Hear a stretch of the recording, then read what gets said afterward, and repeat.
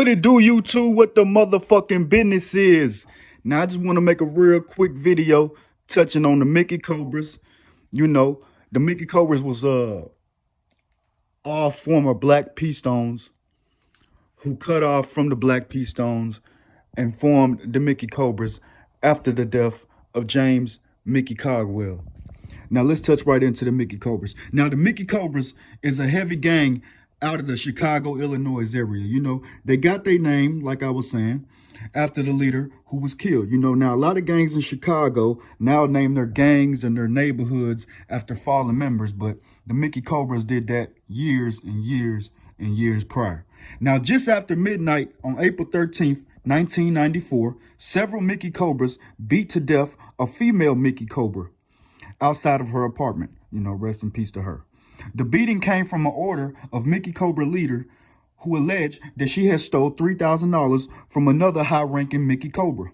One of the members who took part in the beating was picked up on unrelated charges until an officer recognized him as a suspect in the murder. Ain't that crazy how life works? Now, he then confessed to the police and told what happened and who ordered it, leading one of the leaders to get 40 years, with him getting 60 years himself, as well as every other member who was involved to get 60 years each theyself. Now, a member of the Mickey Cobras once testified that he joined the Cobras in 1978 when he was only 8 years old. He then left the gang in 1996. He moved up in the ranks to become a prince within the Mickey Cobras. Now, a 20-year-old Mickey Cobra once shot and killed a gangster disciple who made a distasteful comment about a black disciple he was close with. The black disciple was killed previously. Now, he also tried to kill the two other gangster disciples who were with them, but they just so happened to survive. Now, Mickey Cobra was freed in 2014 after serving 20 years for a framed murder that the police had placed on him. Even the police wanted the Mickey Cobras off the streets at all costs. They didn't care if it was placing a murder on you, putting drugs on you. They was doing so much, they wanted them up out of there, man. You know what I'm saying? They wanted them up out of there. Now, on September 26, 2013, an upcoming rapper and Black Disciple member was in the alley when he was ambushed by Mickey Cobras, shooting and killing him. The Cobra who killed the rapper was sentenced to 60 years in prison. That rapper was L.A. Capone. Rest in peace to him, man. Now, in 1993, a 23-year-old Mickey Cobra and his female friend were sleeping in their car when gangster disciple members ordered them out of their car, forcing them into an alley inside of a garage, where they robbed them. You know, they probably did other gruesome things to him. Now, one gangster disciple asked the man if he was a Mickey Cobra. The man admitted to being a Mickey Cobra. Then he ordered the Mickey Cobra to be shot, you know. The man also ordered one of his Mickey Cobras after he had shot, one of his gangster disciples after he had shot and killed that Mickey Cobra to shoot and kill the female friend that he was with, you know, and she ended up being shot in the head, but she survived. Now, in 1991, an 18-year-old resident of the Dearborn housing projects came home to her mother after being shook up by saying she was told by a prince of the Mickey Cobras that if she went to the building on 27th Street again, that she would not live to tell it. Now, 27th Street was operated by rival gangster disciples. 29th Street, where she lived, was operated by Mickey Cobras, and they didn't want any residents from 29th Street associating with anybody from 27th Street. Now, later that day, she went right back to 27th Street to her friend's house to check if she had any mail that has been received for her.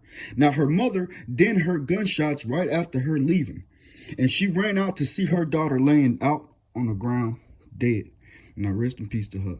The Mickey Cobra approached her with another member and pointed and directed the member to shoot her.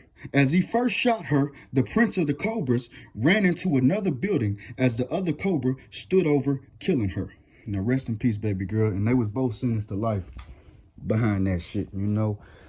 Now, 3 Mickey Cobras were convicted of killing 2 black disciples. They were caught because the unborn child of the Mickey Cobra who did the murder also was the baby mother of the black disciple who was killed. Now, ain't that crazy? Now, a 20-year-old Mickey Cobra was gunned down in his own turf following a long feud with gangster disciples out of Cabrini Greens. It was said they killed him out of revenge for killing one of their own. The Mickey Cobras also got a stronghold in Memphis, Tennessee. A well-known rapper who is a Mickey Cobra from Memphis, Tennessee, go by the name of OG Boo Dirty. You know, he a dope-ass rapper. I made a video touching on him with the Yo Gotti bloody beef with South Memphis. You know, they somewhat came together within the time now. So, shout out to OG Boo Dirty. He's also signed to Akon. So, one love, man. One love. You know what I'm saying? Now, Mickey Cobra member was out lurking when he spotted 3 gangster disciples, killing one, injuring the other 2. He then fled to Vegas where he was caught. In 2014, an upcoming rapper from Mickey Cobra was killed in a hail of bullets as he stood on a bus stop. His killing was caused to him taunting rival black disciple members after the death of one of their own. That rapper was Lil Mark. Rest in peace to him. Now, James Mickey Cogwell, you know what I'm saying? He was a general in the El Rookins, or the Black P Stone Nation as it's all known to be. You know, he had a strong connections to the Italian Chicago mobs. It was alleged that he was killed on orders by Jeff Fort because of how quick he rose. You know, now, people that was close to him, as far as people that followed up under him with him when he was a P Stone, you know, they all broke off and started it to what now is to be the Mickey Cobras, you know, and man, they were hectic. You know, they were treacherous. You know, they stood their ground.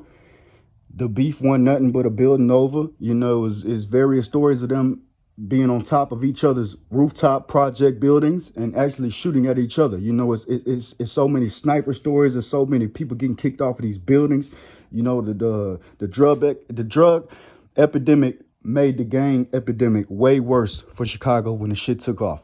You know, the more money they made, the more money that was put out there was more guns to be put out there, leaving more murders, you know. So just because a motherfucker was making more money don't mean that the lifestyle was getting more better. You know, it was getting more deadlier. The more money that was made, the more bodies that was dropping. You know what I'm saying now?